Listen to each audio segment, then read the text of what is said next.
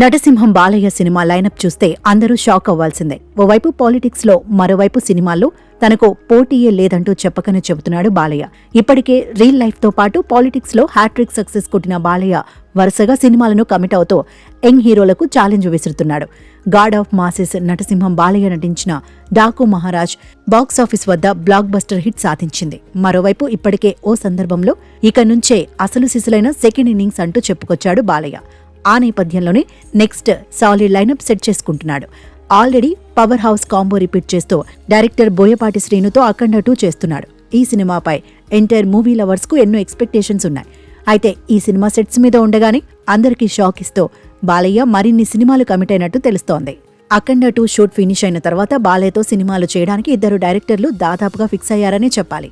వీరసింహారెడ్డితో blasting hit ఇచ్చిన గోపీచంద్ మలినేనితో మరో cinema commit అయ్యాడు బాలయ్య.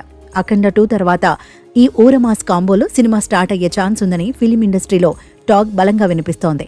ఇక తాజాగా డాకు మహారాజ్తో బ్లాక్ బస్టర్ ఇచ్చిన డైరెక్టర్ బాబీ కూడా మరోసారి బాలయ్యతో అదిరిపోయే సినిమా చేస్తానని అనౌన్స్ చేశాడు. మరోసారి బాలయ్యతో డాకు మహారాజ్ని మించి పాన్ ఇండియా స్థాయిలో గొప్ప సినిమా చేస్తానన్నాడు. ఇక ఈ సినిమాలతో పాటు Tamil star director Nelson Dilip Kumar direct చేస్తున్న జైలర్ 2లో కూడా బాలయ్య స్పెషల్ రోల్ చేయనున్నాడని కోలీవుడ్ సర్కిల్స్ లో ఓ రేంజ్ లో టాక్ వినిపిస్తోంది. ఇలా 4 సినిమాలతో సాలిడ్ లైనప్ తో కెరియర్లోనే అన్స్టాపబుల్ గా దూసుకెళ్తున్నాడు బాలయ్య.